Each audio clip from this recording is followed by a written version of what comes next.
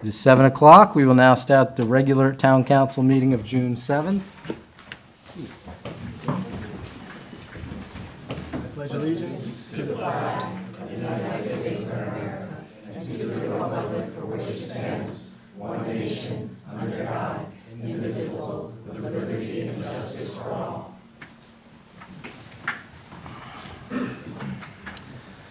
Thank you all for being here. We have a full night of presentations and proclamations.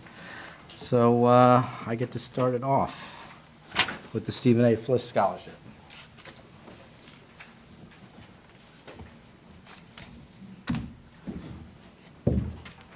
Evdokia? Is Evdokia here? Maybe I won't start it off. We don't have our Fliss Scholarship recipient. Okay, we're going to skip right to the first, next one.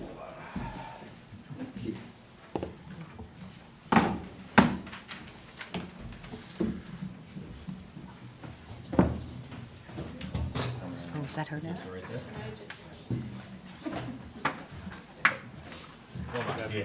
Keith, hold up. Ready, I was ready. Sorry.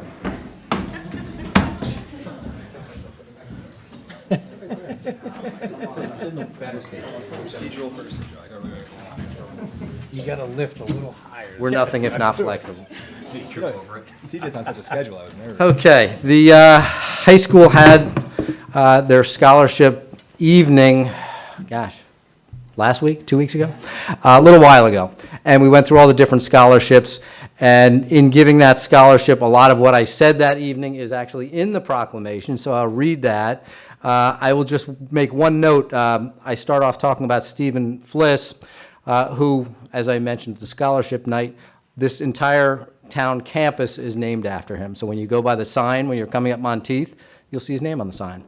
Also, the funds for this scholarship, which I thought was very impressive, were started by all his vacation and sick days that he did not take over his 30-year career. And rather than taking that at the end of his career, he put it into the scholarship. So, you know, goal for everyone. See if you can work all your life and save money to make a scholarship. That being said, our first resolution. Whereas the Stephen A. Fliss Scholarship was established in 1985 and dedicated to Stephen A. Fliss, who served as town manager for the town of Farmington from 1955 to 1985. And whereas the scholarship was established for a Farmington resident seeking a college degree in public administration and/or public service. And whereas Evdokia Maria Kotu of Farmington submitted her application to the Stephen A. Fliss Scholarship Committee. And whereas the Stephen A. Fliss Scholarship Committee unanimously chose Evdokia Maria Kotu's application and approved a scholarship award of $500. And whereas Evdokia Maria Kotu volunteered for various organizations, including teaching Greek Kalamatino dance to local kindergartners. Did I get that right, Ed? Kalamatiano. Thank you. It's always good to have a ringer up here. To kindergartners and hosting team building events for underclassmen at our high school. And whereas after spending a summer working with Syrian refugees, Evdokia Maria Kotu organized the Haitian English Outreach Club called Helping Hands for Haiti at Farmington High School to continue using culture as a means to connect with communities and developing countries. And whereas Evdokia Maria Kotu will be attending Yale University, where she will study economics and anthropology with the goal of becoming a foreign service officer and continuing to serve the public in that capacity. Now, therefore, be it resolved that the Farmington Town Council commends Evdokia Maria Kotu on her scholarship award and hereby encourages her to continue to success with her future studies, dated at Farmington, Connecticut, this 7th day of June, 2022. C.J. Thomas, Chair, Farmington Town Council.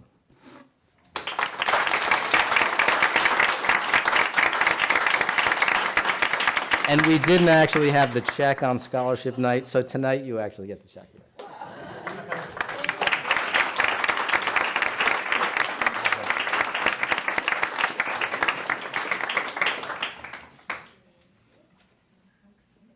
And everyone gets a maroon Farmington cap.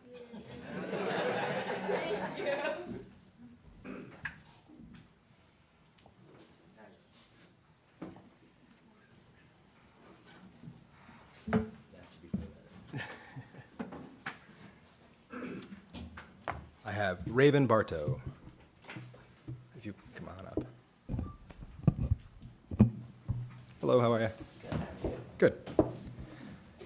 So your proclamation reads, whereas the Girl Scouts of America help train the youth of our community with skills which serve them well in the future, and whereas many of our youth participate in activities of the Girl Scouts of America which benefit our community, and whereas one of the crowning achievements of Girl Scouting is the attainment of the Girl Scout Gold Award, and whereas Raven Bartow from the Girl Scouts of Connecticut Council completed the requirements for the Girl Scout Gold Award, and whereas Raven Bartow's Gold Award project was to build a large bee hotel structure for solitary bees and create a pollinator garden around the hotel, which she calls Airbnb Hotel. Whereas Raven Bartow's hotel is located on the Bushley Farmington Land Trust property across from West District Elementary School, and whereas in addition to creating the structure, Raven taught classes about the bee hotel, and the importance of solitary bees in the world at West District School, Girl Scouts of Farmington, the Community Center, and at Winding Trails. Whereas Raven Bartow's project has been incorporated into the second grade science curriculum at West District School and is being used in ongoing classes with the Farmington Land Trust to teach the public about the importance of solitary bees. And whereas a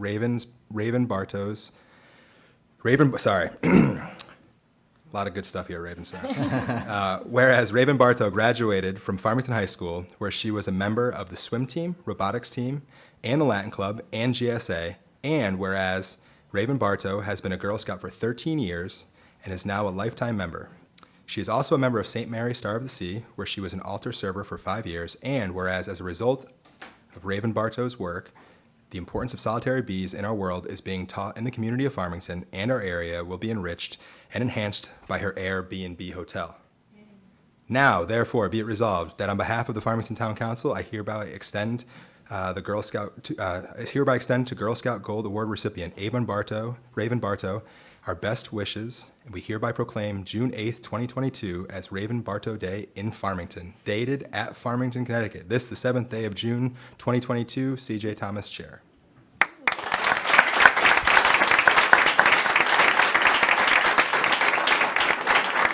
Now, don't sit down yet. We have our state representative who's going to read the first proclamation, then you can just come back up for the second one. The proclamations are very similar, so he's not going to read it each time, but he's going to present it the first time, and you get your picture with him.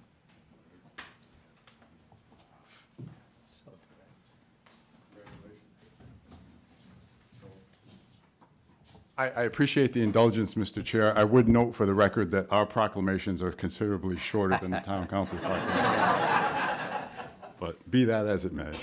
So congratulations, Raven. So, and from me and from the legislature. So without further ado, State of Connecticut General Assembly official citation introduced by Representative D'Amico, Representative Exum, Senator Slapp, and Senator Lopes. Be it hereby known to all that the Connecticut General Assembly hereby offers its sincerest congratulations to Raven Grace Bartow in recognition of your attainment of the Gold Award, the highest achievement in Girl Scouting. You can be proud of your extraordinary accomplishment, your leadership, and your perseverance, and the good work that you have done for your community, which will benefit from your dedicated efforts. The entire membership extends its very best wishes on this memorable occasion and expresses the hope for continued success. Given this 7th day of June 2022 at the State Capitol in Hartford, and it's signed by Martin Looney, President Pro Tem of the State Senate, Matt Ritter, Speaker of the House of Representatives, and Denise Merrill, Secretary of the State. Congratulations, Raven.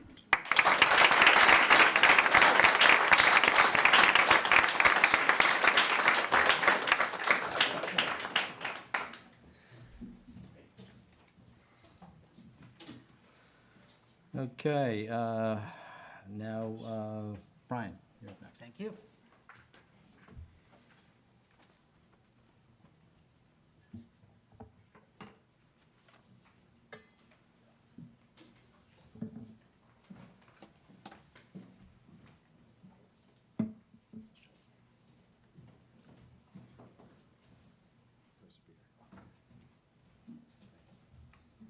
Mary Ellis.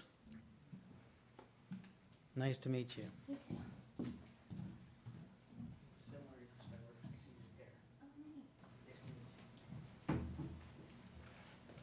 Mary Ellis, your proclamation. Whereas the Girl Scouts of America help train the youth of our community with skills which serve them well in the future. And whereas many of our youth participate in activities of the Girl Scouts of America which benefit our community, and whereas one of the crowning achievements of Girl Scouting is the attainment of the Girl Scout Gold Award. And whereas Mary Ellis Lansing from the Girl Scouts of Connecticut Council recently completed the requirements for the Girl Scouts Gold Award. And whereas Mary Ellis Lansing's Gold Award project was to develop an exercise program for people over 65, which she calls Senior Strides. This project was inspired by her grandmother and includes developing a 45-minute chair-assisted workout with exercise bands and rubber balls set to music. Mary Ellis also led in-person classes at 2 assisted living facilities in Farmington and posted 2 different exercise classes online for ages 65 through 84 and 85 plus. And whereas in addition to her work with the Girl Scouts, Mary Ellis Lansing enjoys playing the violin, tennis, squash, volleyball, and participating in her church. Whereas, as a result of Mary Ellis Lansing's work, the lives of senior citizens in the area will be enriched and enhanced by using her Senior Strides program. And now, therefore, be it resolved that on behalf of the Farmington Town Council, I hereby extend to Girl Scout Gold Award recipient Mary Ellis Lansing our best wishes, and we hereby proclaim June 9th, 2022 as Mary Ellis Lansing Day in Farmington. Dated at Farmington, Connecticut, the 7th day of June, 2022. C.J. Thomas, Chair.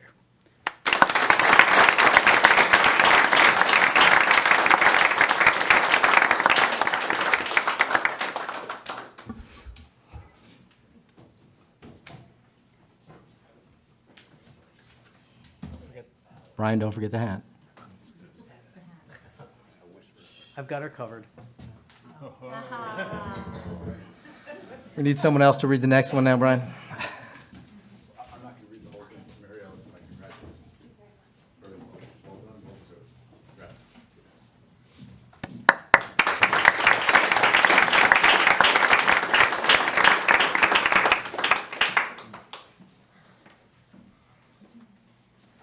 Jacob? Nice to meet you. Jacob, your proclamation. Whereas the Boy Scouts BSA help train the youth of our community with skills which serve them well in the future. And whereas many of our youth participate in activities of the Scouts BSA which benefit our community. And whereas one of the crowning achievements of Scouting is the attainment of the rank of Eagle Scout. And whereas Jacob Clark from Troop 68, Scouts BSA, recently completed the requirements for Eagle Scout. And whereas Jacob Clark identified a need for bog bridges in the Farmington Memorial Forest. And whereas Jacob Clark used his Eagle Scout project to create bog bridges that elevate trails across wet areas to make the trails and forest more accessible to visitors to enjoy for years to come. And whereas Jacob Clark's project involved planning, designing, securing permits, and building the bog bridges. The bog bridges will allow hikers to continue to explore nature safely and preserve the ecosystem of the forest. And whereas in addition to his participation in the Scouts BSA, Jacob Clark enjoys climbing, painting, and playing tabletop games. And whereas Jacob Clark attends Wake Technical Community College in North Carolina, where he is studying to become an electrician. And whereas, as a result of Jacob Clark's work, the lives of the public of Farmington will be enriched and enhanced for years to come. Now, therefore, be it resolved that on behalf of the Farmington Town Council, we hereby extend Jacob Clark our best wishes, and we hereby proclaim June 10th, 2022 as Jacob Clark Day in Farmington, Connecticut. Dated at Farmington, Connecticut, the 7th day of June, 2022. C.J. Thomas, Chair.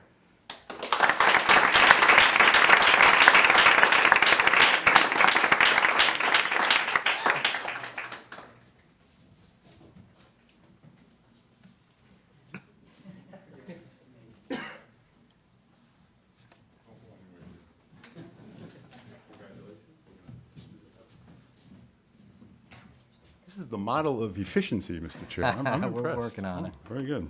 So Jacob, congratulations to you. So, from the state of Connecticut, General Assembly, official citation, introduced by Representative D'Amico, Representative Exum, Senator Slapp, Senator Lopes. Be it hereby known to all that the Connecticut General Assembly hereby offers its sincerest congratulations to Jacob Clark in recognition of your elevation to the rank of Eagle Scout, the highest achievement in scouting. You can be proud of the good work that you've done for your community, which will benefit from your dedication and your perseverance. The personal qualities that have enabled you to reach this goal will serve you well in your future endeavors. The entire membership extends its very best wishes on this memorable occasion and expresses the hope for continued success. Given on the 7th day of June 2022 at the State Capitol in Hartford. And once again, it is signed by Martin Looney, President Pro Tem of the State Senate, Matt Ritter, Speaker of the House of Representatives, and Denise Merrill, Secretary of the State. Congratulations, Jacob.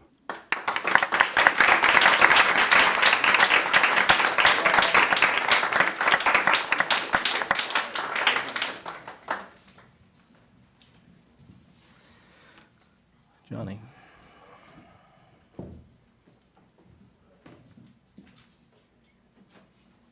Isaiah, and I'm gonna ask you to pronounce your name so I don't get it wrong.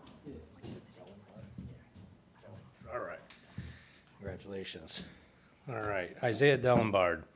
Proclamation. Whereas the Scouts BSA help train the youth of our community with skills which serve them well into the future. And whereas many of our youth participate in activities of the Scouts BSA, which benefit our community, and whereas one of the crowning achievements of scouting is the attainment of the rank of Eagle Scout, and whereas Isaiah Dellenbard from Troop 68 Scouts BSA completed the requirements for Eagle Scout, and whereas Isaiah Dellenbard identified a need for 12 raised garden beds to be replaced at the Stanley Whitman House, a circa 1720 National Historic Landmark.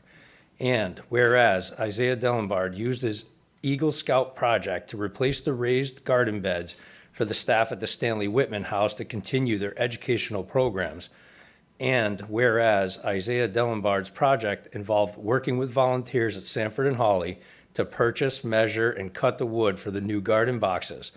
Isaiah led over 20 volunteers in replacing the 12 raised beds at the Stanley Whitman House. And whereas Isaiah Dellenbard attends Farmington High School and is a member of the Farmington High School crew team. And whereas, as a result of Isaiah Dellenbard's work, the lives of the public of Farmington will be enriched and enhanced by allowing the Stanley Whitman House staff and volunteers to continue their work to educate the public on our town's history. Now, therefore, be it resolved that on behalf of the Farmington Town Council, we hereby extend Isaiah Dellenbard our best wishes and hereby proclaim June 11th, 2022 as Isaiah Dellenbard Day in Farmington, Connecticut, dated at Farmington, Connecticut, the 7th day of June 2022, C.J. Thomas Chair.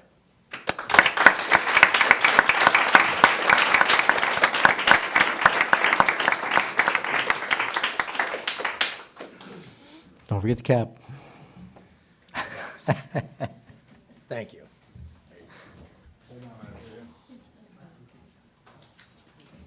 I want to mess up your picture there, Donnie. No, we got the pictures, you're good. Can we get one with a picture of both of you? Oh, absolutely. Thank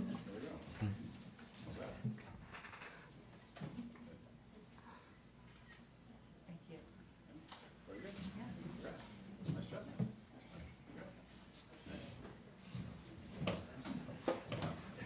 Okay. The next proclamation is for Daniel Deng. Congratulations. A proclamation, whereas the Scouts BSA help train the youth of our community with skills which serve them well into the future. And whereas many of our youth participate in activities of the Scouts BSA which benefit our community, and whereas one of the crowning achievements of scouting is the attainment of the rank of Eagle Scout. And whereas Daniel Deng from Troop 68 Scouts BSA completed the requirements for Eagle Scout. And whereas Daniel Deng identified a need for a new trail kiosk at the Red Oak Hill entrance to the Farmington Memorial Town Forest. And whereas Daniel Deng used his Eagle Scout project to replace the kiosk destroyed by a fallen tree to create a new tree trail kiosk and make the trails and forests more accessible to visitors for years to come. And whereas Daniel Deng's project involved cleaning up the site, assessing if any of the parts for the original kiosk could be reused, planning, designing, securing permits, and building the new trail kiosk. And whereas, in addition to Daniel Deng's participation in the Scouts, he also attends Farmington High School and plays the violin and is a member of the Farmington High School Orchestra and participates in robotics club, track and field, and squash. And whereas, as a result of Daniel Deng's work, the lives of the public of Farmington will be enriched and enhanced by hiking and enjoying the beautiful scenery and wildlife of the Farmington Memorial Town Forest. Now, therefore, be it resolved that on behalf of the Farmington Town Council, we hereby extend Daniel Deng our best wishes, and we hereby proclaim June 12th, 2022 as Daniel Deng Day in Farmington, Connecticut. Dated at the Farmington, Connecticut, this 7th day of June 2022, C.J. Thomas, Chair.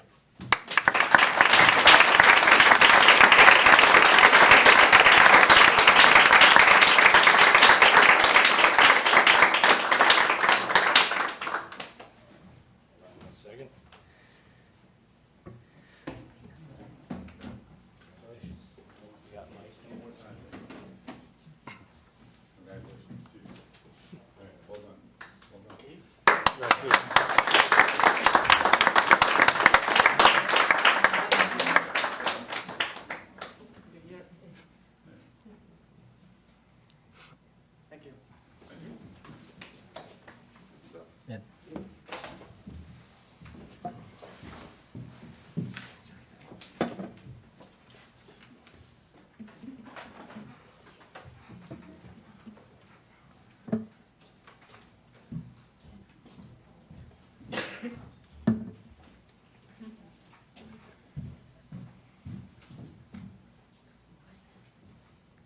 Okay, Brian Lindsay is our next proclamation.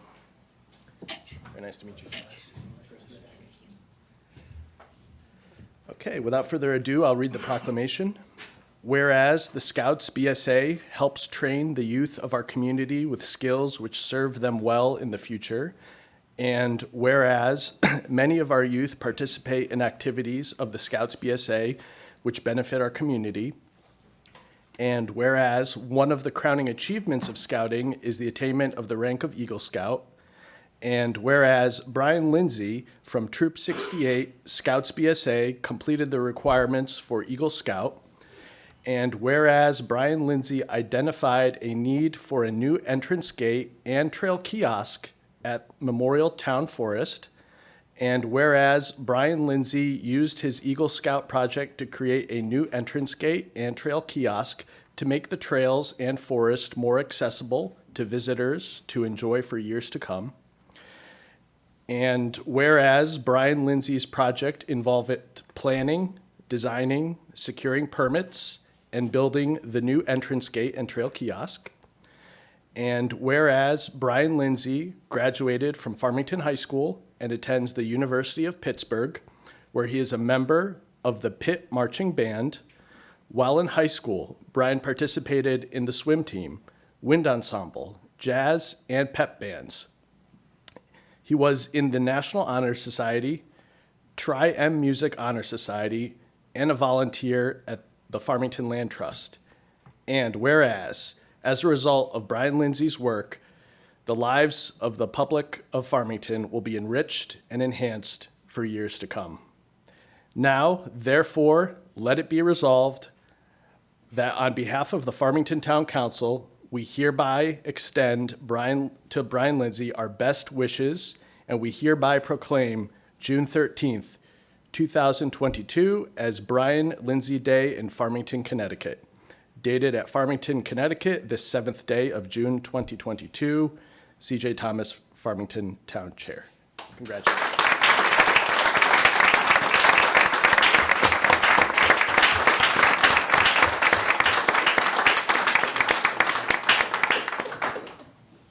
And Mike, if you'd come up to give the state citation. Oh, yes, the hat, the coveted hat. We can't forget that. Thank you, Mike. Congratulations. It's a long wait, but you did it. Well, we did it, never mind. You did it. Oh, there's that.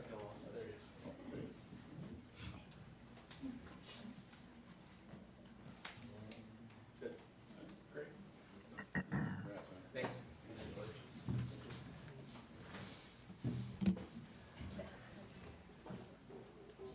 Okay, next we have Andre Rainville.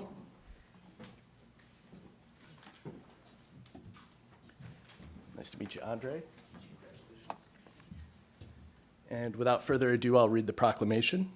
Whereas the Scouts BSA helps train the youth of our community with skills which serve them well in the future, and whereas many of our youth participate in activities of the Scouts BSA which benefit our community, and whereas one of the crowning achievements of Scouting is the attainment of the rank of Eagle Scout, and whereas Andre Rainville from Troop 68 Scouts BSA recently completed the requirements for Eagle Scout, and whereas Andre Rainville identified a need for bog bridges in sections of trails on Mountain Spring Nature Trail and Bushley Farm, and whereas Andre Rainville used his Eagle Scout project to create bog bridges to make the trails and forest more accessible to visitors to enjoy for years to come. And whereas Andre Rainville's project involved planning, designing, permitting, and leading a team to build two 48-foot-long bog bridges. One bridge was built in a muddy section of the Mountain Spring Nature Trail, and the other bridge was built in an area of Bushley Farm that frequently floods. The bog bridges will allow visitors to continue to explore nature safely without destroying the natural habitat of the area. And whereas, in addition to his participation in the Scouts BSA, Andre Rainville serves as an altar server at the Church of St. Patrick, regularly serves meals at the House of Bread, and volunteers at the Connecticut Historical Society. And whereas Andre Rainville attends Northwest Catholic High School in West Hartford, where he is a member of the Student Council, Mock Trial Team, and Future Leaders of America. He received a varsity letter for swimming his freshman year, is a member of the National Honor Society, and is a history fanatic. And whereas, as a result of Andre Rainville's work, the lives of the public of Farmington will be enriched and enhanced for years to come. Now, therefore, let it be resolved that on behalf of the Farmington Town Council, we hereby extend Andre Rainville our best wishes, and we hereby proclaim June 14th, 2022 as Andre Rainville Day in Farmington, Connecticut. Dated at Farmington, Connecticut, the 7th day of June, 2022. CJ Thomas, Chair of Farmington Town Council.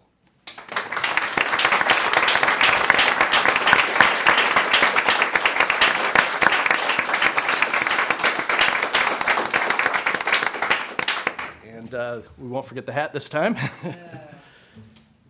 And Mike, if you could come up and give me. Andre received his citation from the state a couple of weeks ago.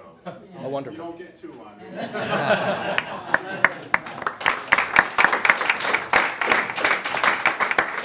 Just to double check, is Ivan here? I'm gonna actually be receiving in his stead. Okay, But yeah. we'll allow that. Maybe you do get to.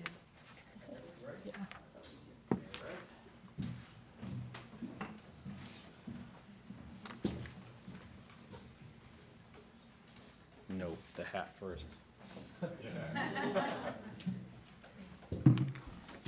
All right. Whereas the Boy Scouts, the Scouts BSA helps train the youth of our community with skills which serve them well in the future, and whereas many of our youth participate in activities in the Scouts BSA which benefit our community, and whereas one of the crowning achievements of Scouting is attaining the rank of Eagle Scout, and whereas Ivan Rainville from Troop 68 Scouts BSA completed the requirements of Eagle Scout, And whereas Ivan used his Eagle Scout project to build a wildlife blind at the winding trails in a recently cleared area. And whereas Ivan Rainville's project involved planning, designing, and leading a team to build a wildlife blind, which allows visitors to observe the nature without disturbing the wildlife or natural habitat. Additionally, Ivan built a bench inside the wildlife blind for observers to sit and watch the wildlife make their homes in the newly cleared area. Whereas Ivan Rainville is a very active volunteer of the House of Bread, Dream Ride, Scouting for Food, and Habitat for Humanity. Whereas Ivan Rainville is a member of the West Hartford and Simsbury Police Cadets, earned his certificate from Goodwin College as a welder, graduated from a heavy equipment academy, and now works as a heavy equipment operator. And whereas as a result of Ivan Rainville's work, the lives and the public of the wildlife in Farmington will be enriched and enhanced for years to come. Now, therefore, be it resolved that on behalf of the Farmington Town Council, we hereby extend Ivan our best wishes and hereby proclaim June 15th, 2022 as Ivan Rainville Day in Farmington, Connecticut. Dated at Farmington, Connecticut, the 7th day of June, 2022, C.J. Thomas, Town Council Chair.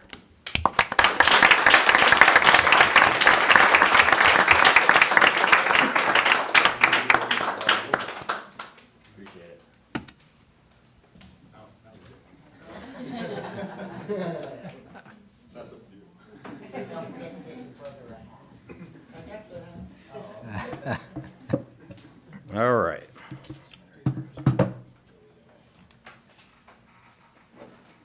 Aiden.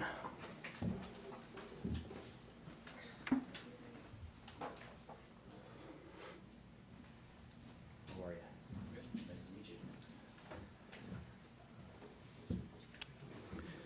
Whereas the Scouts BSA helps train youth in our community with skills which serve them well in the future, and whereas many of our youth participate in activities of the Scouts BSA which benefit our community, and whereas one of the crowning achievements of Scouting is attaining the rank of Eagle Scout, and whereas Aiden Rostowski from Troop 68 Scout BSA completed the requirements of Eagle Scout, and whereas Aiden Rostowski identified a need for a new informational kiosk at Tungus Mead Park, and whereas Aiden Rostowski used his Eagle Scout project to create a new information kiosk to make Tungus Mead Park easier to navigate and enjoy for years to come.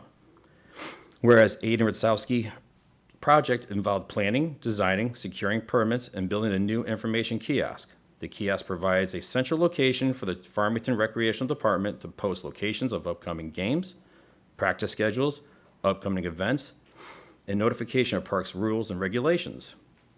And whereas Aiden Rostowski graduated from Farmington High School, attended the United States Coast Guard Academy Scholars Program at Georgia Military College, and where he earned his appointment to the United States Coast Guard Academy, receiving the spot as a member of the class of 2026, studying in management.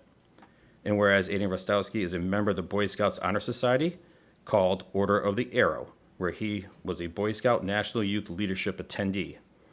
And whereas in addition to his participation in the Scouts, Aiden also volunteers with the House of Bread, Relay for Life, and was involved in sports, including the Farmington High School row team, martial arts.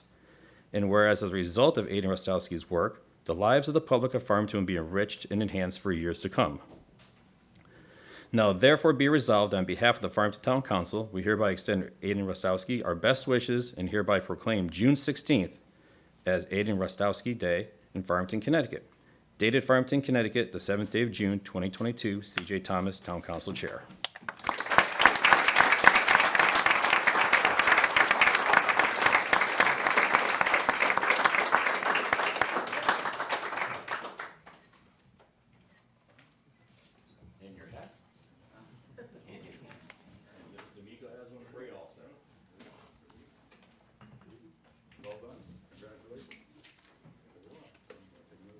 That way, Mom.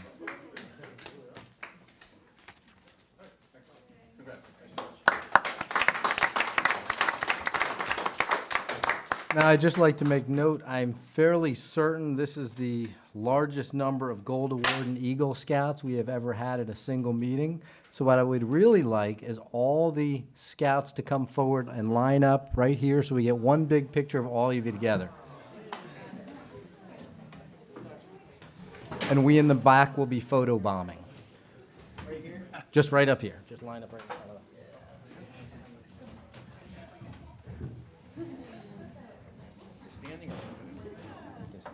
Stay or sit.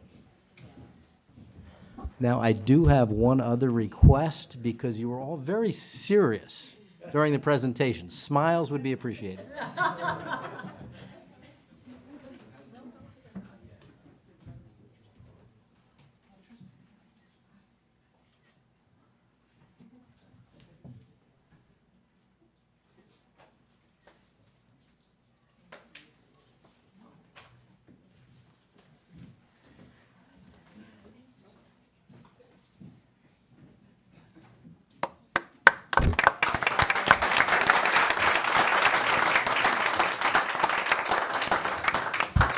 Congratulations to all of you. Now we're continuing on with proclamations. Rafina?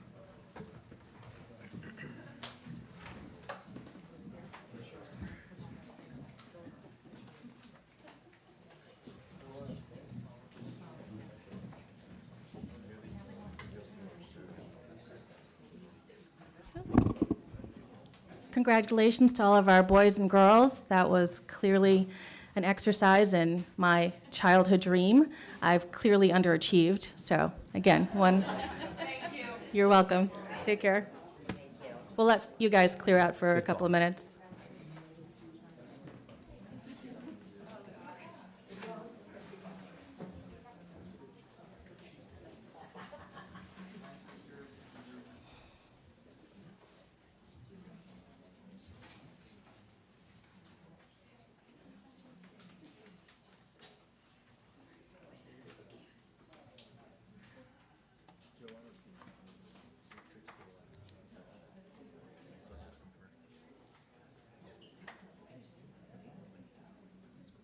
Okay. If you want, you can start. Okay. I have the distinct pleasure of reading the proclamation for Pride Month. Whereas the month of June is recognized internationally as Pride Month to commemorate the Stonewall riots of June 1969, where people in the LGBTQ+ community in New York City courageously fought back against harassment and discrimination. And whereas the town of Farmington cherishes the value and dignity of each person and understands the importance of equality and freedom, and whereas Farmington denounces prejudice and unfair discrimination based on age, gender identity, gender expression, race, color, religion, marital status, national origin, sexual orientation, or physical disability, and whereas the town of Farmington believes that a diverse population leads to a more vibrant community and appreciates the cultural, civic, and economic contributions of the LGBTQ+ community. And whereas the town of Farmington believes that every human being has the right to live their life openly as who they are. All are welcome to live in Farmington, to work, to play, and to prosper. Now therefore be it resolved that the Farmington Town Council hereby proclaims June 2022 as LGBTQ+ Pride Month in the town of Farmington, and we call upon our community to recognize the contributions made by the LGBTQ+ community and actively promote the principles of equality, liberty, and justice. Dated the 7th day of June 2022, C.J. Thomas, Chair, Farmington Town Council.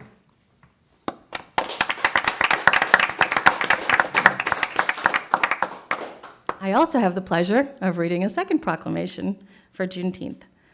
Whereas President Abraham Lincoln signed the Emancipation Proclamation on January 1st, 1863, declaring the slaves in Confederate territory free, paving the way for the passing of the 13th Amendment, which formally abolished slavery in the United States of America. And whereas word about the signing of the Emancipation Proclamation was delayed some 2.5 years to June 19th, 1865, in reaching authorities and African Americans in the South and Southwestern United States. And whereas on January 31st, 1865, Congress passed the 13th Amendment to the United States Constitution, abolishing slavery throughout the United States and its territories. And whereas spontaneous celebration erupted throughout the country when African Americans learned of their freedom. And whereas Juneteenth, or June 19th, 1865, is considered the date when the last slaves in America were freed, when General Gordon Granger rode into Galveston, Texas, and issued General Order No. 3, almost 2.5 years after President Lincoln issued the Emancipation Proclamation. And whereas Juneteenth, also known as Juneteenth Independence Day, Emancipation Day, Emancipation Celebration, and Freedom Day, is the oldest African American holiday observed in the United States. And whereas today, Juneteenth commemorates African American freedom and emphasizes education and achievement, it is a day, a week, and in some areas, a month marked with celebrations, guest speakers, picnics, and family gatherings. It is a time for reflection and rejoicing. It is a time for assessment, self-improvement, and planning for the future. Now therefore be it resolved that the Farmington Town Council encourages the people of Farmington to join in celebrating Juneteenth as a day to honor, reflect on the significant role that African Americans have played in the history of the United States. Dated at Farmington, Connecticut, the 7th day of June, 2022, C.J. Thomas, Chair, Farmington Town Council. Thank you.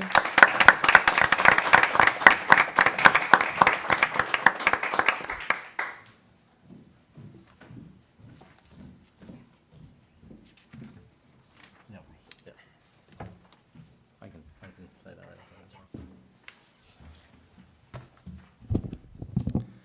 This is the proclamation for National Gun Violence Awareness Day, which was last Friday, but since we didn't have a council meeting prior to that, we're reading it now. Whereas the first Friday in June is declared as National Gun Violence Awareness Day, to honor and remember all victims and survivors of gun violence, and to declare that we as a country must do more to reduce gun violence. And whereas every day more than 100 Americans are killed by gun violence and are 25 times more likely to die by gun homicide than people in other high-income countries. And whereas support for the Second Amendment rights of law-abiding citizens goes hand in hand with keeping guns away from people with dangerous histories. And whereas in January 2013, Hadia Pendleton, a teenager who marched in the presidential inaugural parade, was tragically shot and killed just weeks later, should now be celebrating her 25th birthday. And whereas to help honor Hadia and the more than 100 Americans whose lives are cut short and the countless survivors who are injured by shootings, a national coalition of organizations has designated June 3rd, 2022, the first Friday in June, as the 8th National Gun Violence Awareness Day. And whereas the idea was inspired by a group of Hadia's friends who asked their classmates to commemorate her life by wearing orange, a color chosen because hunters wear orange to announce themselves to other hunters in the woods, and orange symbolizes the value of human life. And whereas by wearing orange on June 3rd, Americans will raise awareness about gun violence and honor the lives and lost human potential of Americans stolen by gun violence. And whereas we renew our commitment to reduce gun violence and pledge to do all we can do to keep firearms out of the wrong hands and encourage responsible gun ownership to help keep our children safe. Now, therefore, be it resolved that the Farmington Town Council declares the first Friday in June, June 3rd, 2022, to be National Gun Violence Awareness Day, and encourages all citizens to support their local community's efforts to prevent the tragic effects of gun violence and to honor and value human lives. Dated, Farmington, Connecticut, this is the 3rd day of June, 2022, C.J. Thomas, Town Council Chair.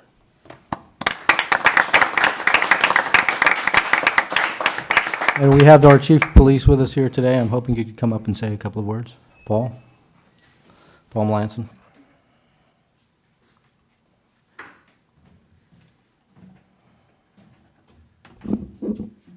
So many of you know, and we were talking about the tragedy of the school shooting that had occurred more recently. And we've been getting a lot of questions, obviously, from parents. I received a lot of emails from parents from the school system who have their kids in the school and wondered what our policy was in the town of Farmington, what our training is. So just really quickly, ever since Columbine, policing has changed and it's evolved ever since then. And so prior to Columbine, our training and our tactics were stand on a perimeter and have a SWAT team come in.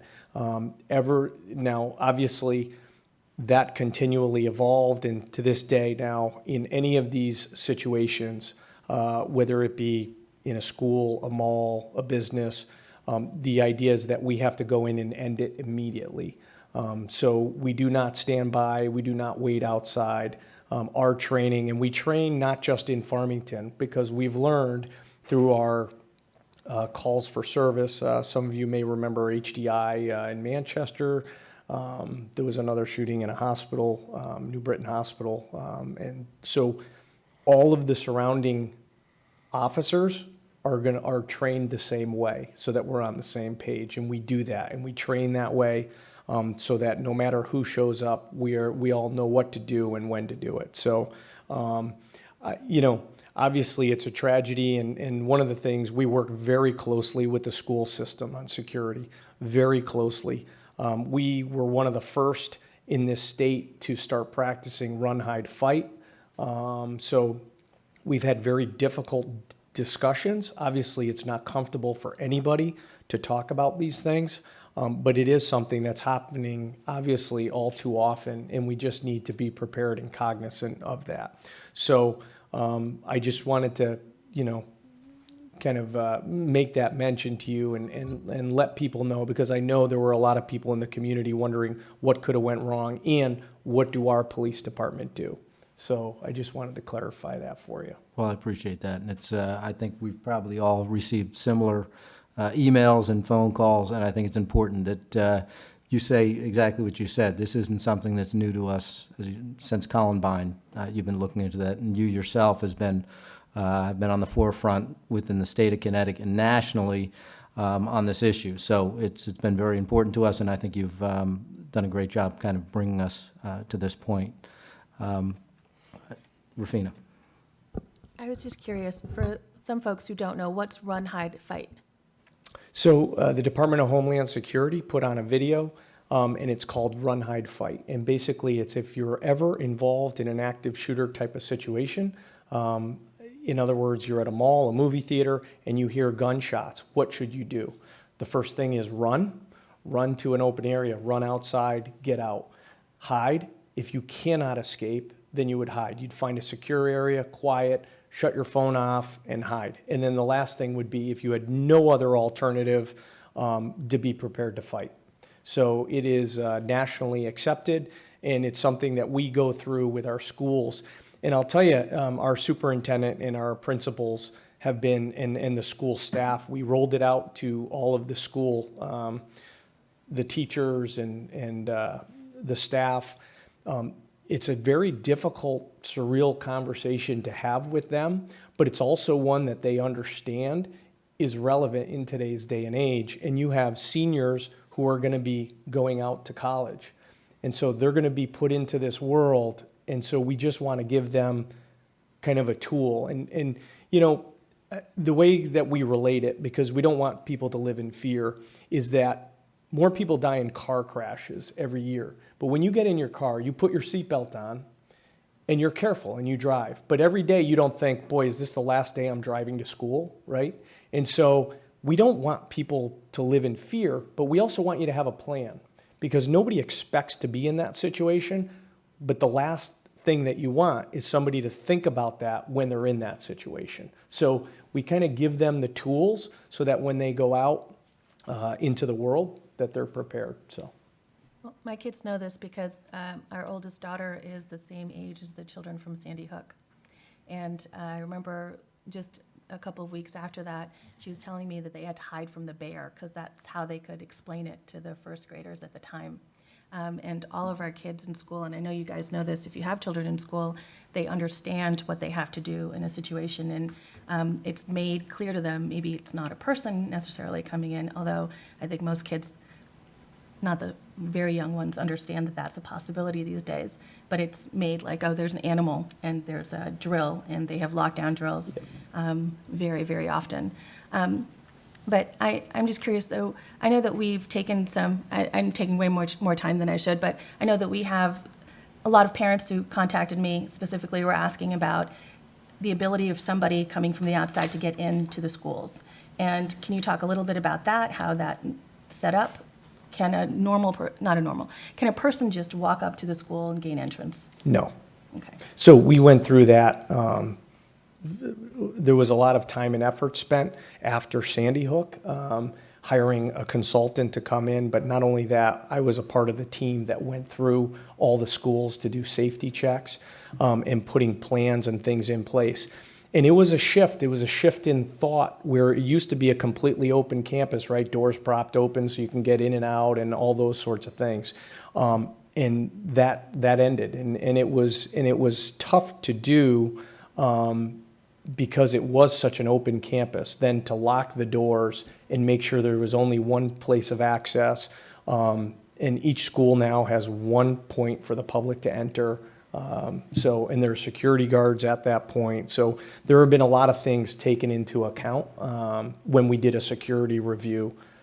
Spent a lot of time and effort to make sure that our schools were that they were as safe as they could be, but also we're trying not to build prisons, right? I mean, we're not putting barbed wire fence around them and those sorts of things. So it's kind of a balance that we try to have with the schools, and I think they've done a phenomenal job. And obviously the new school, we've had a lot of discussions with the architects and things, so, and the state came out. I was on the statewide committee for school safety that met to come out with these requirements for every school. And our school then implemented a lot of those. Thank you. Joe? Chief, did the police accountability bill, the original one, affect how we would respond to these events? So I think, well, when I discussed the police accountability bill with the task force, they had asked me in specific what I didn't like about the bill. And when I believe I spoke to the town council, the use of force requirement under the first bill would have required that during an active shooter that basically we wait outside. We could not have put anybody else at harm by using lethal force. And shooting a gun inside of a school with people running everywhere, if we had to address an attacker, there would be no way to do that without putting people at risk, right? Think about them all, people running everywhere. So that was one of the things that I fought very hard against, because I told them that it would change. By law, we could not put other people, so then we would have to basically wait till the person came out. That would have been the net effect of that law. Luckily, we worked over a year ago to change that law and change the wording in it. So it did change. So now it's using a reasonableness account to this so that we could take this into effect. So yes, that original one, that was what I testified, that basically the training would have been to wait until the bad guy basically surrendered or came out, where we wouldn't put other people at risk, because it would have been against the law to do. But that's not the law currently. Correct. Okay. Yes. So you are able to now not wait and Yeah, then. and that law never went into effect. It had a date on it. It was supposed to go into effect, I think, in 2021. The bill passed, I want to say, in March of '21. I had a lot of discussions, and we were able to change the bill. And so now this use of force law that was actually passed in '21 will go into effect, I want to say December 31st of this year. So all our officers are being trained on the new use of force laws in the state of Connecticut. Because I think parents would be very relieved to hear that you wouldn't wait as the other police officers did in Yeah, right, Texas. right. And that was the problem. And listen, if I had to tell my police officers to wait, I mean, there would have been a revolt, right? And so, but that's what the law said, and they would have been in violation of the law and held accountable and criminally. So it really created a big rift. Right, but clearly that's not the law. That is not the law, 100%, absolutely, right now, I that is don't want not the law. anybody Correct. emailing me later. Yes, nope, nope. Joe? Any other questions? No. Good. Stay there, Chief.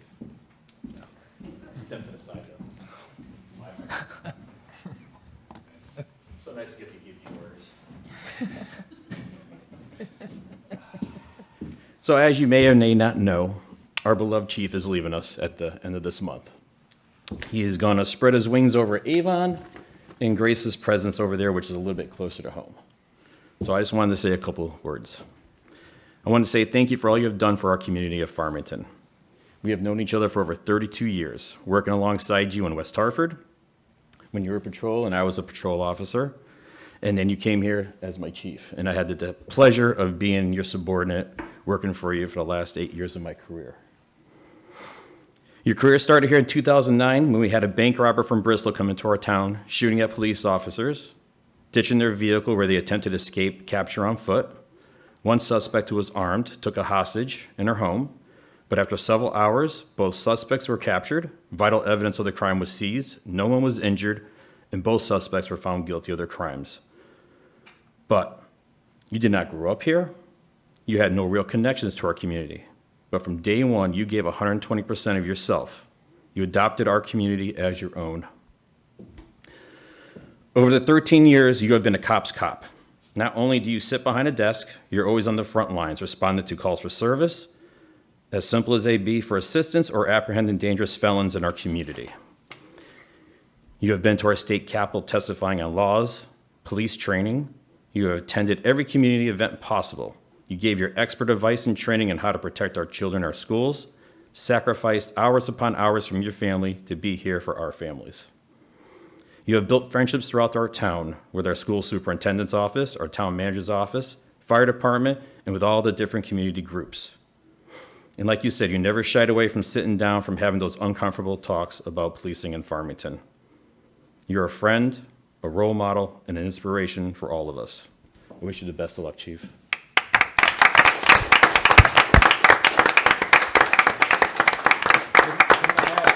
I get my hat? I think you should get a hat. You're allowed to have a hat. But we want to see you wearing it on your new job. On my first day walking in, I will wear Yes, this. I promise. thank you. Paul, thank you. It's been a pleasure. I've enjoyed working with you over the years, and I think we all would agree you've done a great job, so thank you for what you had at Farmington. Thank you, thank you. Pleasure has been all mine, so I've enjoyed every minute of it. Thank you.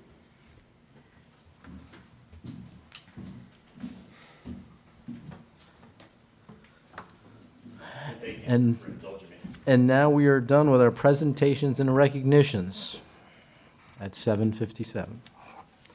We are moving on to item D, public hearing, having none. New items, E, none there. We now move on to public comment, where we ask the public, if there's anyone who would like to speak, please come to the podium, state your name and address, and if you can, please keep your comments to 5 minutes. We will be doing in person first, and then we'll go online. Name and address? Yes. Dean Delatch, 29 Basswood Road, Farmington. Thank you. First of all, excuse me. First of all, thank you to the town council for adopting the proclamation declaring Friday, June 3rd as National Gun Violence Awareness Day, and to encourage all citizens of our town to support local community efforts to prevent the tragic effects of gun violence.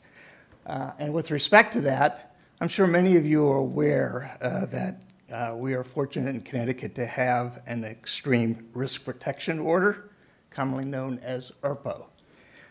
There are a few locations within our town that have brochures, such as this one, that outline the process for citizens to enact the ERPO provisions. And so my ask of the town council is, obviously this only works if people are aware of it and how they can enact it. As I said, we have these in the two town libraries, the police department, and one other place that I'm forgetting where it is. Community center, possibly? It's not in the senior center or the town hall. Oh, here.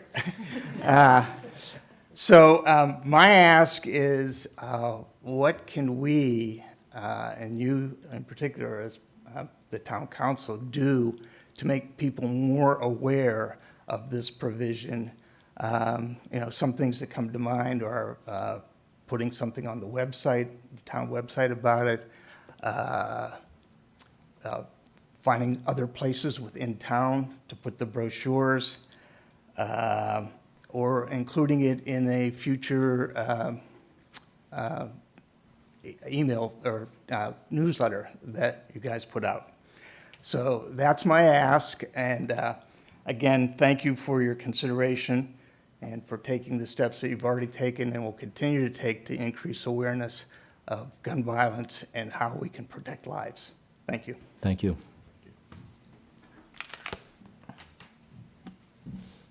Any other public comment here in person?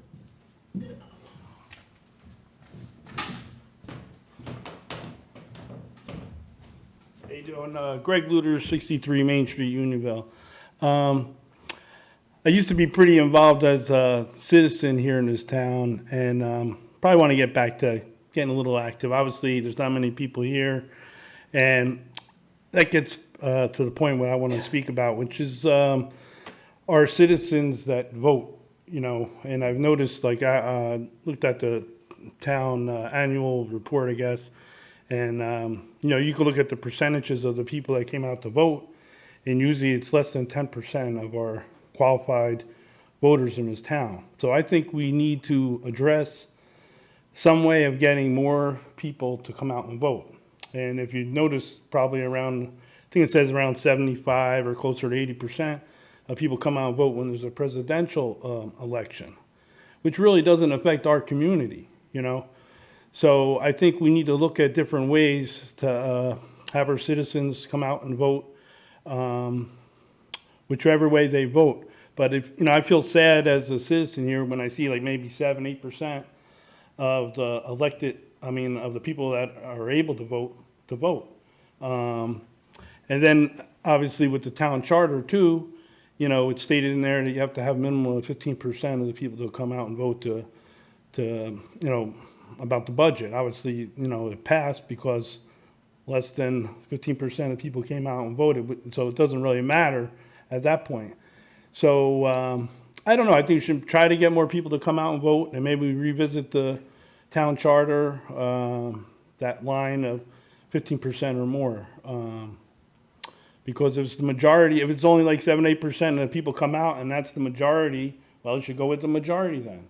Because to me, it's kind of sad that a very small percentage of the voters vote, especially on a very important thing like the town budget. That's all. So I think we should try to revisit that. Great, thank you very much. Thank you.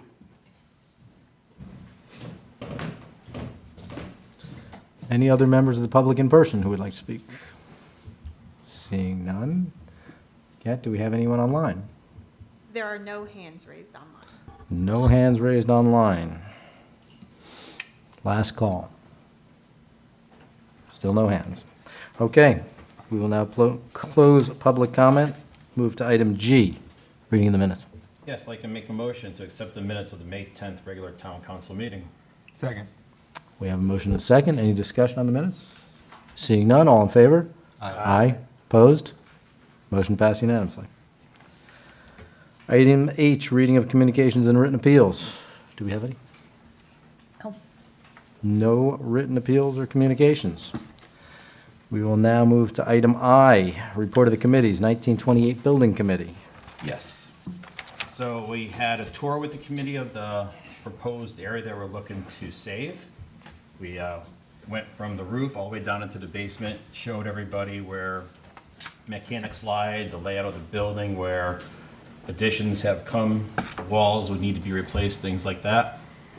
And so we all sat down at our next meeting and we came up with an RFQ to have an architect come out and start giving us numbers and looking at the process in order to, what it would take to encapsulate that one section of the 1928 building.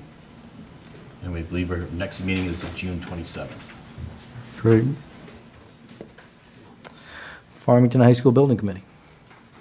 Yes, at the last meeting, we approved the structural pre-detailing, which allows us to try to get ahead of the schedule with all the things going on with availability of product, et cetera. On June 2nd, we had a meeting at the meeting room at the Farmington Police Department. Had a few members of the public attend where we gave a presentation overall of the high school and where we're at this point. Our next meeting is tomorrow in the FHS library at 5 o'clock. Great, thank you. And you can also get any information you want at fhsbuildingproject.com. .org, sorry. Check your websites. Very There good. you go. Green Efforts Committee. Nothing to report. Okay. Land Acquisition Committee. Nothing to report. Racial Equity Task Force. Yes. Task Force met on May 31st. Reverend Susan Gibson of the First Church of Christ in Farmington was our guest at the meeting to discuss initiatives and opportunities for partnership. On June 6th, which was yesterday, the task force in the Farmington Libraries held a community forum for equity, diversion, and inclusion. It was facilitated by Dr. Martha Brecken Harris and Trita Collier Dickman. The next community conversation is going to be scheduled for September when school is back in session. The topic will be Tell Me the Truth, Exploring the Heart of Cross-Racial Conversation with Shay Stewart Boulier and Debbie Irving. First Church of Christ has offered to host the event. The task force also plans on participating in the Juneteenth event at the Hillstead Museum, which will be on June 25th, 2022. What hours? 10 to 4. 10 a.m. to 4 p.m. This will be an excellent opportunity of the task force members to meet and visit the community members. This will be an outdoor community event with visual art, food, music, and family fun activities. Our next meeting is July 25th, 6:30 over Zoom. Great, thank you. We will now move on to item J, reports of the council chair and liaisons. We start with the chair. This is a busy month. In addition to LGBT plus Pride Month, it is also Gun Violence Awareness Month. I will make note that this Friday, St. James Church and the First Church of Christ will be holding a vigil in honor of all those who have died at the hands of gun violence. That is Friday on the Meeting House Green, which is 75 Main Street at 7 p.m. Not to be outdone, we had a lot of Eagle Scouts from Troop 78. BSA Troop 170 will be 60 years old. We're reading a proclamation at the Lions Club June 13th for them at their Court of Honor. The Farmington Historic Society will be having a Juneteenth celebration on Saturday the 18th from 3 to 5 called Oh Freedom, which will have storytelling, folklore, and songs. At the Hillstead, their From the Porch series will begin June 11th. That will be a multicultural choir that evening. Go to their website for more details on future events. Also, they will be celebrating Juneteenth on June 25th from 10 to 4. Admission is free, but registration is requested. Tomorrow morning, the Economic Development Commission have their first in-person breakfast meeting of recently, I guess, this month. And that will be held at the Farmington Club. For those of you who remember what it used to be called, I believe it is now called the Polo Grounds Event Center. So don't be surprised by the new sign out front. Also, for the Polo Grounds, they are open for the season. Their first match is Saturday, 3 p.m. Gates open. The games start at 5 o'clock. They also, on June 26th, will have Cars and Coffee. So a lot of events going on. For anything else going on in town, just go on to the Explore Farmington Facebook or webpage, and you can get details on these and many other activities throughout our town through the month of June. Moving on to conservation and inland wetlands. Inland Wetlands had a public, I don't know if anybody can hear me. Inland Wetlands had a public hearing on May 18th regarding the Carrier Group's proposed 25-lot cluster subdivision on Morea Road. Wetland analysis, site plan, and drainage details were shared, and members of the community expressed their concerns. Among new business, the committee voted unanimously to approve the Turf Guys application to install a septic system for a new home on Plainville Avenue, and also to approve the construction of a single-family home at 17 Burlington Road. Great. Board of Education liaison. Me too. So the Board of Ed had their end-of-year meeting last night. They honored the valedictorian, salutatorian, and scholar athlete, among others. The board also recognized our departing chief, Melanson, and recognized Matt Ross, who received the 2022 Outstanding Leader Award by the Connecticut Education Network. The board is preparing for the summer, and they're getting close to pre-pandemic levels for summer school, after school, and continuing education programming. The Board of Ed was also happy to extend the superintendent's contract, not conduct, contract, In the previous meeting in May, the board also received a report on redistricting. As some of us may know with kids, some of the schools have a few more students than others. They're forming an ad hoc committee to study the recommendations of the report. Lastly, some of you also know June 14th is graduation day, and there are a lot of slots for project graduation. If you don't have kids in the Farmington school system, project graduation is a fantastic night. A lot of parents, all the parents volunteer. There's food, there's music, there are games that parents go, and man, Joe Capofero and I worked at last year. If you are interested in volunteering, please help out. You can also donate prizes. We should all pay it forward by volunteering. The kids love it, and it's substance and alcohol-free. The address to contact is 22PG for project graduation, volunteer@gmail.com, and they could really, really use some volunteers. Thank you. Rafina, I'm just going to tag along with that because it is a great event. I've volunteered many years. They prefer to have people who don't have seniors. Oddly enough, the seniors that are there don't want their parents at that event. So anyone who has younger students, older students, please volunteer. It's a great night, as Rafina said.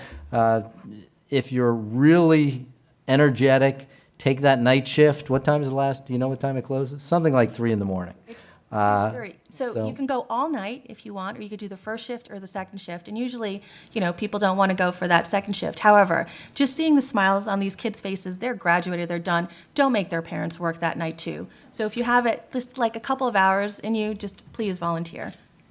Thanks, Rafina. The Bicycle and Trails Advisory Committee is meeting tomorrow night. We're still looking forward to putting up our Wayfinder signs on the trails. That's our biggest initiative at this point. Economic Development Commission. Yes, the May Economic Development Commission meeting was canceled, but the commission has been busy with various events. A couple of our commission members attended the Life Science Breakfast, talking about life science and biotechnology companies. We were also present for the Central Connecticut Chamber of Commerce annual dinner, and we were very excited to see our Farmington's very own Hillstead Museum receiving the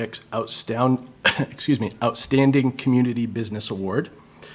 As CJ said, tomorrow is the EDC's hosting their breakfast, starting at 7:45 a.m., and the keynote speaker is Mark Boughton.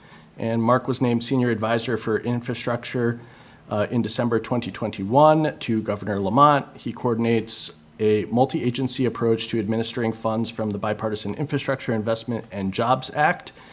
And in his keynote speech, he will answer questions such as how will the $5.38 billion in federal funding be distributed, and how will this improve the Connecticut economy? And the next EDC meeting is scheduled for tomorrow, June 8th at 5:30 p.m. Great, thanks, Ed. Farmington Historic District Commission. Thank you. Just quickly, there were a number of applications that were vetted and approved at our last meeting. They were brought forward by both residents and by Ms. Porters.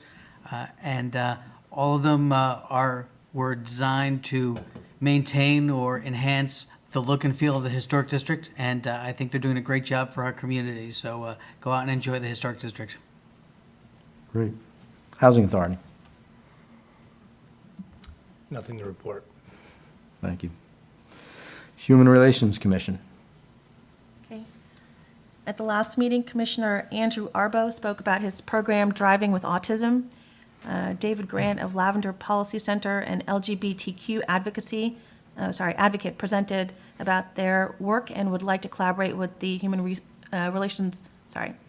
Resources Council in the future. They also appointed subcommittees to develop this year's program for National Disability Voter Registration Week in September, and also assisting Rev Up CT with producing short educational videos regarding disability rights.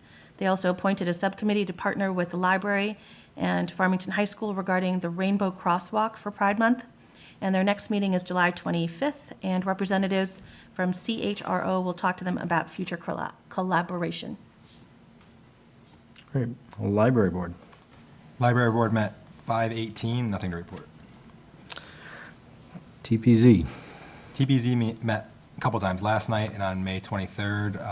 Some highlights I pulled out. Irving A. Robbins had a site plan approval for an 1,800 square foot extension to the cafeteria.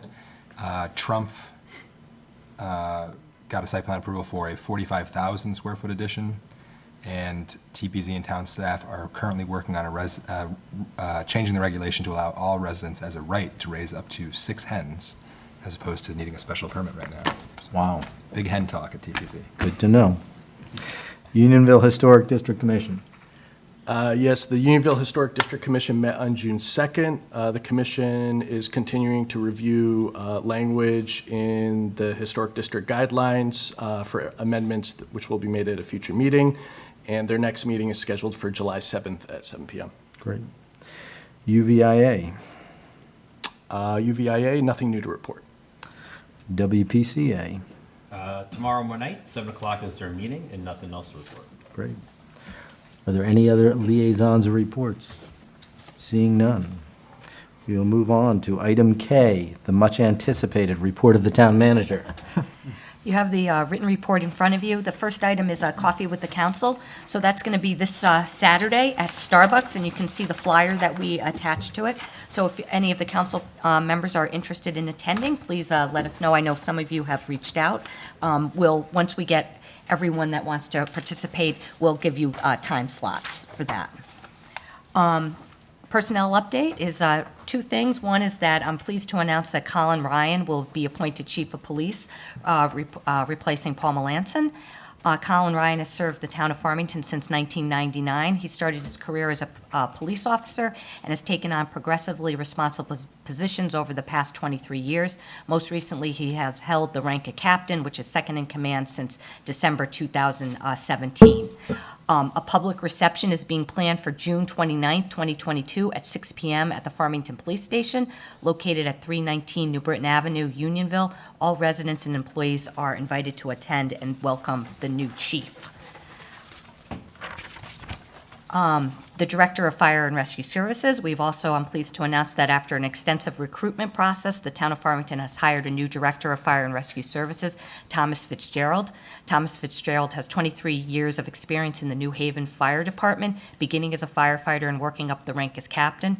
Additionally, Mr. Fitzgerald has served as a commissioner of the Newtown Volunteer Fire Department for the past 3 years. Mr. Fitzgerald holds a bachelor's degree in history and criminal justice from Marist College and a master's degree in public administration. I think he's going to be a great fit. Both Captain Ryan and Mr. Fitzgerald will attend the next town council meeting on June 12, 2022, to be formally introduced to the town council. Number 3, the Health District update. The Farmington Valley Health District has requested that the 10 district communities consider supporting the Farmington Valley Health District with a portion of each member's town's ARPA funding. As a regional health department, the Farmington Valley Health District is not eligible to receive ARPA funds directly. Farmington Health District functions as the town department and took the lead with the town's COVID response. They've done an exceptional job and are an asset to the town of Farmington. They requested expenditures will support the health district's ongoing critical public health response. These public health efforts include vaccine campaigns, providing resources to address the growing mental health challenges, modernization of information technology, and workforce development. They've requested $108,860 from the town of Farmington, which is our proportional share. The other health district towns are in support of funding this request from the health district with their individual town ARPA funds. The total contribution to the member towns is $448,544. And if there's consensus from the town council, I would include an action item on the July town council meeting agenda. And lastly, Pride Month update, and we've mentioned it. As you know, June is Pride Month, and I'm pleased to report that the Human Relations Commission had been working to recognize Pride Month this year with the help of Farmington High School students, and I think middle school students and other volunteers. The sidewalk coming into Monteith Drive will be painted, and it has been painted the colors of the Pride flag. That way students see it when they come to school, and residents will be able to see it when they come to the town hall and library. I don't know if you have any questions. Questions for the town manager? Had a lot in there. No. Do we have consensus about the health district? Okay, any questions about the health district and the funds for the health district? And so I guess my only question is, and I think you wrote this, all the other towns have committed at this point, or? I think like 95%, I think they're all planning on committing to it, but it's my understanding that they're all going to commit to it. Great. Yeah. And sorry if I missed this in your thing. The 448,000 and change number for all the towns. Where's that's money that they spent on COVID-related stuff? Or? No, that's what they're requesting. That's the amount, and they have a list of projects to do different community health. And we are one of the biggest towns in the health district, so our proportional share is about 100. What did I say? $108,000. Other questions? Yeah, and just so you know, I mean, this has been an ongoing, the health district, as Kathy mentioned, really performed so much more these past 2+ years than they have ever needed to or ever been required to. And each year, they point out that they were underfunded before COVID. So they're looking for the support from the different communities, and we're almost 25% of the entire group, 20% or so as a per capita basis. So this would be our share. It would be my hope that we could support the health district. They've done a tremendous job. Hopefully, sometime in the near future, they can dial back on some of what they've been doing, and it won't be so COVID-related. But I think it's a great idea. So if anyone has any other questions on that? If not, can we get to consensus? Just give me an aye if you're... Aye. Aye. Okay, aye. All right, you have consensus. And you have completed the town manager's report. Do we have a motion to approve? Make a motion to approve the town manager's report? Second. We have a motion and a second. Any further discussion on the town manager's report? Seeing none, all in favor? Aye. Aye. Opposed? Motion passed unanimously. Moving on to appointments. Yes. Agenda item L2, I make a motion that Kathy Blonsky be appointed to the Greater Hartford Transit District for a 4-year term beginning July 1st, 2022, ending June 30th, 2026. Second. We have a motion and a second. Kathy, is there anything you'd like to add to that? Nope, I've just been a member of that group for quite some time. Okay, well, there's a great description of it. We have a motion and a second. Any questions for anyone? All in favor? Aye. Opposed? Motion passed unanimously. Next. And agenda item L7, I make a motion that Andrew Arbo be appointed to the Human Relations Commission for a 2-year term beginning July 1st, 2022, ending June 30th, 2024. Second. We have a motion and a second. Any questions or comments? Seeing none, all in favor? Aye. Opposed? Motion passed unanimously. Agenda item L9, that Ann Newberry be appointed to the Human Relations Commissions for a 2-year term beginning July 1, 2022, ending June 30th, 2024. Second. We have a motion and a second. Any questions or comments? Seeing none, all in favor? Aye. Opposed? Motion passed unanimously. Agenda item L10, that Kayla Zimmerman be appointed to the Human Relations Commission for a 2-year term beginning July 1st, 2022, ending June 30th, 2024. Second. We have a motion and a second. Any questions or comments? Seeing none, all in favor? Aye. Aye. Opposed? Motion passed unanimously. And my last motion for agenda item L19, that Christian Hoa be appointed Justice of the Peace for the balance of a 4-year term beginning immediately and ending January 6, 2025. Second. We have a motion and a second. Any questions or comments? Seeing none, all in favor? Aye. Opposed? Motion passed unanimously.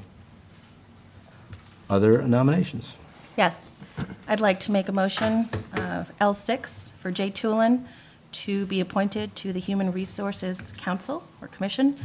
Jay is currently the chair of the HRC. He's served on Inland Wetlands Commission before, and he served in a number of other elected and appointed roles in another town, Middletown, and in Berlin before moving here to Farmington. And as you know, not tonight, but he's usually very well represented at these meetings. He's probably following along right now. So a motion for Jay Tulin to be appointed as chair of HRC. Not for chair. This is just for his membership on the HRC. And I'll, if I could, and I had a conversation with Jay. The appointment would be for a term beginning July 1st, 2022, ending June 30th, 2023, not 2024. We had a problem with the terms and when they ended. We have 2 coming up next year out of a 7-member board. It should be 3. So the intention is next year we'll reappoint Jay for a 2-year term next year. But right now, this would be to appoint to the Human Relations Commission for a 2-year term beginning July 1st, 2022, and ending June 30th, 2023. Okay. Okay. Second. Okay, we have a motion and a second. Any further discussion? I guess that was the further discussion. All in favor? Aye. Opposed? Motion passed unanimously. Okay. I'd like to make a motion for L14 and L15 for reappointments to the Retirement Board. Okay, one at a time now, please. Okay, L14 for Rob Hewlin. Rob is an attorney with a background in commercial, retail, trademark, and construction law. He's lived in town for many years and have children who have attended Farmington Public Schools. He's also a former town councilor, former member of the library board, and has served on the retirement board since 2008. Rob says he would appreciate the chance to serve, and he's looking forward to 2 more years of good returns. I'll second that. We have a motion and a second. Any discussion? Seeing none, all in favor? Aye. Opposed? Motion passed unanimously. I'd like to make a motion, L15, for Dave Litkowski to be reappointed to the Retirement Board. Dave Litkowski is an architect. He and his family have lived in Farmington for 26 years. Dave has been an active volunteer and participant in town life and currently serves on the Retirement Board and the Exchange Club. He's also served on the Porter Memorial and Amistad Hall renovation committees and First Church's Council of Deacons. Second? We have a motion and a second. Any discussion? Seeing none, all in favor? Aye. Opposed? Nay. Nay. I'd like to poll the office. I'm in favor. Aye. In favor? Opposed? Nay. Nay. Aye. Nay. Okay, the motion fails. Next. Any other appointments? Okay, seeing none. Agenda item N1. I make a motion to approve the following town council meeting schedule for 2023 and set the dates for the annual town meeting. Second. Have a motion and a second. Kathy? It's hard to believe that we have to set more dates for the budget and the meeting schedule, but this is our yearly schedule that we approve. Okay, we have a motion and a second. Any questions or comments? I'll just ask the question, is there any reason we can't move February 14th to February 7th? Being that it's Valentine's Day. Just asking. We Big could. plans, CJ, big plans. Is that the one where we have our state delegation come, or is that a different date? That first one, or is that, We usually do it in February. Why don't we approve this, and then at the next meeting, Okay. I'll check the date, and if we can, we'll change the date. So let me just make sure the date works for us. okay, good call. All right. All right, we have a motion and a second. Any further discussion? Seeing none, all in favor? Aye. Opposed? Motion passed unanimously. Agenda item N2. Make a motion to award bid number 311, exterior painting of the stone house to VASE Management LLC of New Haven, Connecticut for the total contract price of $68,809. Second. We have a motion and a second. Kathy? This bid is to contract with a vendor to paint the wood sections of the stone house located at 7 Westwoods Drive. That's the golf course property. The work also includes replacing where required the existing shingles that are curled and rotted. Town staff solicited bids during the winter for this work. One bid was received by the bid submission deadline. Staffs reviewed the bidder's reference and found them to be satisfactory. Okay, we have a motion and a second. Any questions or comments? Seeing none, all in favor? Aye. Opposed? Motion passed unanimously. Agenda item N3. I make a motion to award bid number 317, tree removal and pruning service to Distinctive Gardens and Tree Care of South Windsor, Connecticut, in accordance with the schedule of costs as listed on the attached spreadsheet. Second. This- We have a motion and a second. Kathy? This bid is to contract with a qualified vendor to provide tree removal and pruning services for trees on town-owned property in the right-of-ways. The town directs the vendor to which trees need to be removed and pruned and monitors the vendor's performance. This group has provided these services to the town for the past 16 years. Staff has found their performance to be very good. The contract would be for a period of July 1st, 2022 to June 30th, 2023, with the option to renew for 1 additional year depending on satisfactory performance. Okay, we have a motion and a second. Any questions or comments? Seeing none, all in favor? Aye. Opposed? Motion passed unanimously. Agenda item N4. Make a motion to extend the contract between the town of Farmington and Waste Material Trucking Company of Farmington, Connecticut to provide the curbside collection of municipal solid waste, recyclables, and bulky waste for a 3-year period beginning July 1st, 2024 through June 30th, 2027. Authorize the town manager to sign the contract extension with WMTC. Second. We have a motion and a second. Kathy, you're in a hurry tonight. I know it. The town has contracted with Waste Material Trucking to provide residential curbside municipal solid waste and recyclables since 1993. In 2019, the town council agreed to extend the contract through June 30th, 2024.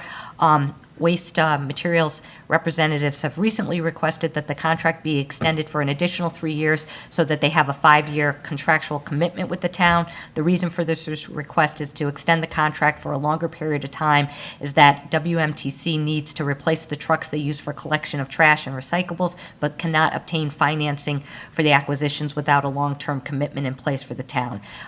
In the note, I show the rates, and we've reviewed the extension and feel that this is, we should be renewing them. Okay, we have a motion and a second. Any questions or comments? Seeing none, all in favor?